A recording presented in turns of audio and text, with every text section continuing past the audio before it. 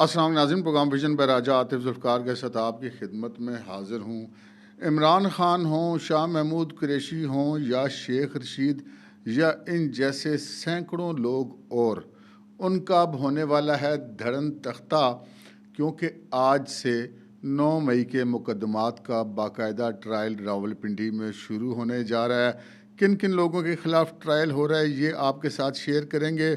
और फिर एक ऐसा गिरफ्तार लीडर भी है जिसकी बीवी को मुल्क से बाहर निकलने के लिए बहुत बेचैनी है और वो क्या हाथ पांव मार रही हैं, इस सिलसिले में ये भी आपके साथ शेयर करेंगे।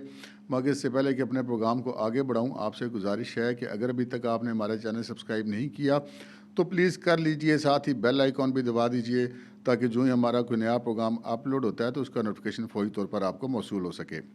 प्रोग्राम का बाकायदा आगाज़ करते हैं नाज़रीन। एक तो आपसे मैंने एक बात पूछनी थी और चलें वो प्रोग्राम के शुरू में पूछ लेते हैं कि बाद में फिर बंदा भूल जाता है। पूछनी ये थी कि आप जो हमारे नाज़रीन हैं, हमारे सब्सक्राइबर हैं और बहुत सारे हमारे ऐसे दोस्त हैं जो रेगुलर कमेंट्स करते हैं और हमारी कोशिश ये होती है कि मैक्सिमम लोगों को जवाब भी दिया जाए। यकीनन सबको जवाब देना मुमकिन नहीं होता, लेकिन पढ़ते हम सबको हैं और पता होता है कि जो हमारा व्यूअर है वो हमारे बारे में क्या सोच रहा है। तो बहुत सारे लोग जो हैं उसके अंदर अपने सवालात भी करते हैं कि जी ऐसा होगा तो या ऐसा होगा या जिस तरह भी सवाल होता है। तो एक आपसे बात ये पूछनी थी, क्या हम अपने जो प्रोग्राम हैं उनमें से एक प्रोग्राम क्या ऐसा भी रखा करें जिसमें हम आपकी तरफ से पूछे जाने वाले जो सवालात हैं उनके जवाब दिया करें।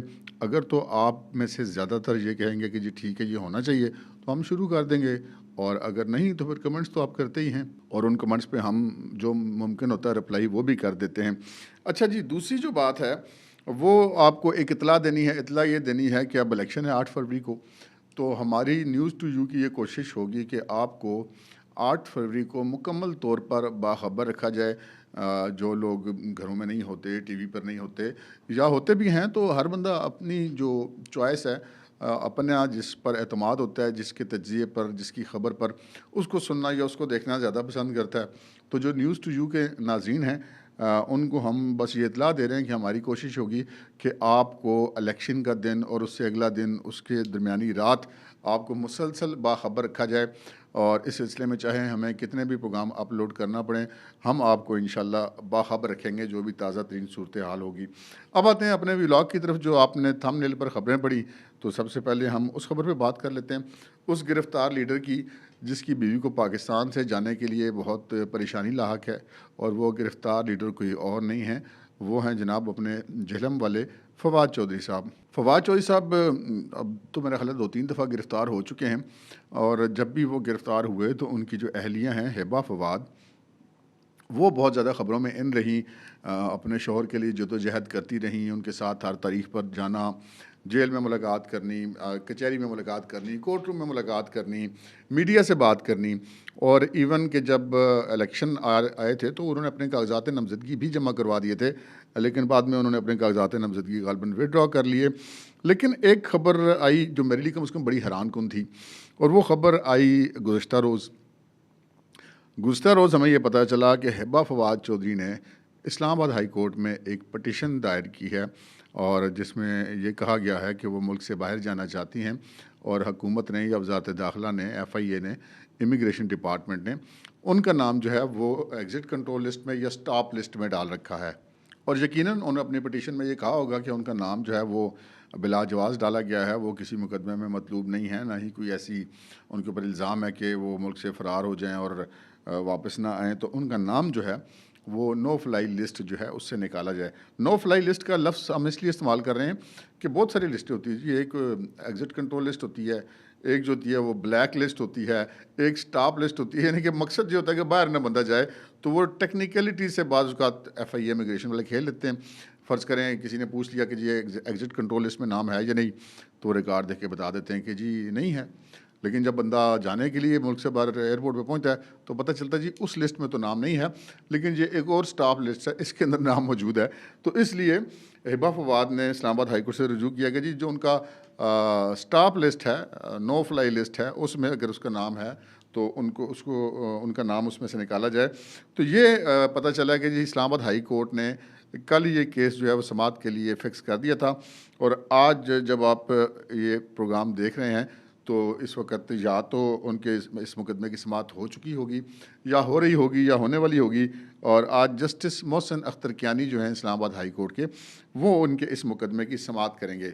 इस मुकदमे का कतन ये मतलब नहीं है कि जो हिबा फवाद हैं वो कोई मुल्क से फ़रार ही होना चाहती हैं। बंदे को उसने ज़न रखना चाहिए, पॉजिटिव बात करनी चाहिए। वैसे भी खैर किसी का नाम अगर नो फ्लाई लिस्ट में या स्टॉप लिस्ट में हो तो बंदे को टेंशन तो लग ही जाती है जी। किसी भी वक्त बंदे को किसी भी काम से जाना पड़ सकता है, ज़रूरी नहीं कि बंदा भाग के ही जा रहा हो। और ये भी मुमकिन है कि आगे रमज़ान वगैरह आ रहा है, हो सकता है हिबा फवाद कोई उम्रा वगैरह पे करने के लिए जाना चाहती हूँ, वहाँ पे जाके अपने शोहर की रिहाई के लिए कोई दुआ करना चाहती हूँ, तो इसका मार्जिन उनको देना चाहिए। और लेकिन जो फवाद चौधरी साहब हैं अपने, वो फंस गए हैं बहुत बुरे। एक दफ़ा तो उनको माफ़ी मिल गई थी, और उसके बाद फिर उन्होंने जो है वो वही काम किए दोबारा जो कि उनको पसंद नहीं थे। तो फिर वो दोबारा कुड़की लग गए हैं, और अब वो कुड़की ऐसे लगे हैं कि अब जिसे कहते हैं ना कि जान छूटे छूट नहीं रही। और यही मैंने आपसे अर्ज़ की, पिछले भी अपने प्रोग्रामों में कई दफ़ा मैं बता चुका हूँ आपको। एक दफ़ा माफ़ी है, दूसरी दफ़ा माफ़ी किसी के लिए नहीं है। इसकी बहुत सारी मिसालें मौजूद हैं। शेख रशीद उसकी मिसाल है, उसकी मिसाल परवेज़ लाई हैं, आप उसकी मिसाल शेख रशीद हैं, और बहुत सारे लोग इसकी मिसाल हैं। तो फवाद चौधरी भी उनमें से एक मिसाल हैं। अब आते हैं जी हम अपनी इस खबर की तरफ, जो 9 मई के मुकदमात के मुलजमान का ट्रायल जो है वो शुरू होने जा रहा है। अच्छा जी, 9 मई के जो मुकदमात हैं उनमें 2 किस्म के मुलजमान हैं। एक तो वो मुलजमान हैं जिनका ट्रायल फ़ौज में होना था, फ़ौज ने करना था, फ़ौजी अदालतों में करना था। पहले फ़ौजी अदालतों के ख़िलाफ़ फ़ैसला आ गया सुप्रीम कोर्ट की तरफ से, तो वो ट्रायल रोक दिया गया।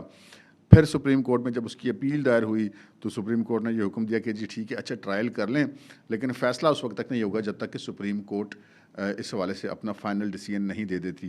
तो हमारे ज़राए का ये कहना है कि वो ट्रायल्स जो हैं उन लोगों के मुकम्मल हो गए हुए हैं, और जब सुप्रीम कोर्ट अगर ये फ़ैसला देती है कि ठीक है फ़ौजी अदालतें ट्रायल कर सकती हैं, तो इधर से वो फ़ैसला आएगा, और उधर से धड़ाधड़ उन फ़ैसलों का अनाउंसमेंट शुरू हो जाएगी जो कि फ़ौजी अदालत ने मुकम्मल करके रखे हुए हैं। वो लाहौर से ही सिर्फ 103 अफराद जो हैं वो उस 9 मई के मुकदमात में फ़ौज की तहवील में है।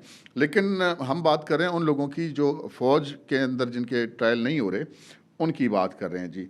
कुल जो हैं ये 498 मुलजमान हैं रावलपिंडी की हदूद में, जिनके ट्रायल अब शुरू होने जा रहे हैं 9 मई के हवाले से। और जेल अडयाला जेल के अंदर ये ट्रायल हो गया। जो इंसदाद दहशतगर्दी रावलपिंडी की खसूसी अदालत के जज हैं, वो सेंट्रल जेल अडयाला में जाकर मुकदमात की समाअत करेंगे।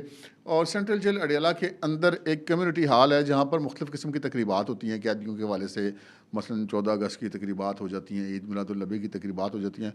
लेकिन ये वही कम्युनिटी हॉल है कि जब अदालत जेल के अंदर लगनी हो तो इसी कम्युनिटी हॉल को जो है वो अदालत का कमरा अदालत बना दिया जाता है। ख़ासा बड़ा वो हॉल है, मैंने देखा हुआ है। कई दफ़ा इत्तेफाक हुआ उस कम्युनिटी हॉल में जाने का, कवरेज के लिए भी कई दफ़ा गए हैं, कई दफ़ा वैसे ही सैर सपाटा भी करने चले गए। अंदर वैसे मैं कदे नहीं हुआ, मतलब पहले दास्ता वहाँ वो था बतौर रिपोर्टर जो हम जाते रहे वहाँ पर।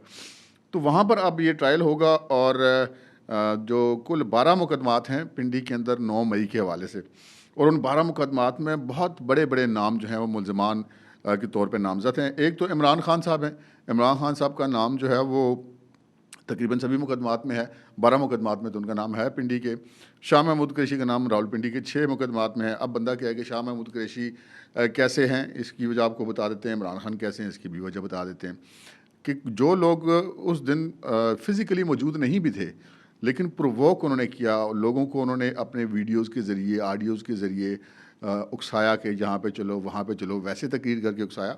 तो वो लोग भी तमाम भी, ये नहीं हो सकता कि मैं जनाब इधर किसी को कह दूँ और किसी को मतलब मैं मरवा दूँ किसी जगह पे, या उसके ख़िलाफ़ कोई जुर्म करवा दूँ जिसको मैं नुकसान पहुँचाना चाहता हूँ, और मुझे मैं इस वजह से छोड़ दिया जाए कि मैं मौके पे मौजूद नहीं था।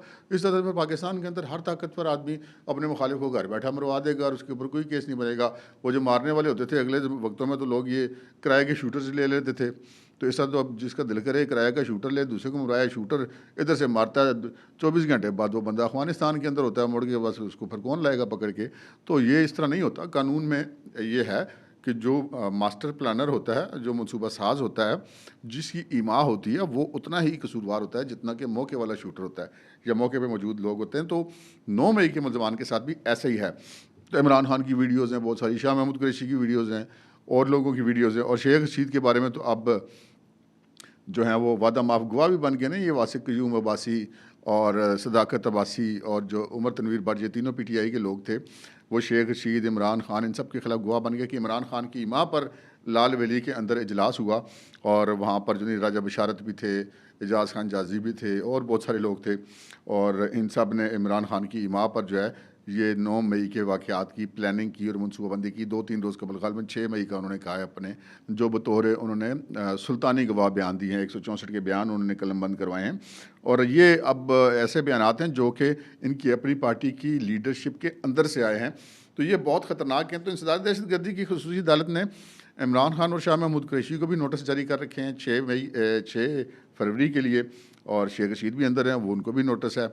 और अब इनको पेश किया जाएगा उसी कम्युनिटी हॉल के अंदर, और इनके अलावा 498 दीगर मुलजमान हैं जो कि गिरफ़्तार हैं, उनको भी इसी अदालत में पेश किया जाएगा।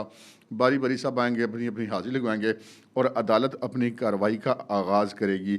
और आप ये समझ लीजिए कि ये 9 मई के मुकदमात की ताख़ीर से समाअत की वजह से भी बहुत सा नुकसान हो चुका है। बहुत सारे लोग ऐसे जो 9 मई के मुलजमान को सज़ा ना मिलने की वजह से दोबारा उसी तरह की हरकतें करना शुरू हो गई, ये समझना शुरू हो गया कि शायद कुछ नहीं होता। तो वो फिर अब पता लग जाएगा कि कुछ होता है या नहीं होता, क्योंकि जो जिनके ख़िलाफ़ 9 मई को किया गया था, वो उनको माफ़ करने के लिए किसी सूरत भी तैयार नहीं है, और ना ही तैयार होना चाहिए, और ना ही किसी को माफ़ करना चाहिए, और ना ही दुनिया के किसी और मुल्क में इस तरह की बगावतों के मुलजमान के लिए कोई माफ़ी होती है। मैं पहले भी अर्ज़ कर चुका हूँ कि इस तरह के केस किसी और मुल्क में होता तो 1 से 3 महीने के अंदर से सब लोगों को सज़ा हो जानी थी, बल्कि कई मुल्कों में तो दिनों के अंदर हो जाती है। इस तरह के केसेस में जहाँ पे आप रियासती मशीनरी पर हमलावर हों, रियासती इदारों पर हमलावर हों और दिफाई और मुल्की सलामती के इदारों पर हमलावर हों, तो वहाँ पर माफ़ी नहीं मिलती। तो यहाँ पर भी माफ़ी वाला कोई चक्कर नहीं है। जिनका मैंने आपसे पहले अर्ज़ की कि जिनको एक दफ़ा माफ़ी मिली, दूसरी दफ़ा नहीं, वो उन लोगों के लिए थी जो 9 मई में मुलव्वस नहीं है। जो 9 मई में मुलव्वस हैं जी, चाहे वो पीटीआई के अंदर रहें, उसको छोड़ दें, नून लीग में शामिल हो जाएँ, इस्तेकाम पाकिस्तान में शामिल हो जाएँ, सियासत छोड़ के घर बैठ जाएँ, 9 मई के लिए ये माफ़ी कोई नहीं है।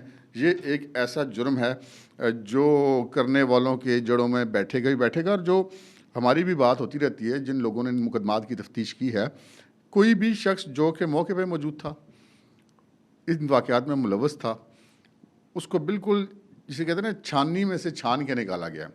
वरना तो ये 498 क्या, यहाँ तो 4000 बंदे भी इसमें गिरफ़्तार किए जा सकते थे, लेकिन किसी बंदे को हमारी इत्तला के मुताबिक नाजायज़ गिरफ़्तार नहीं किया गया है।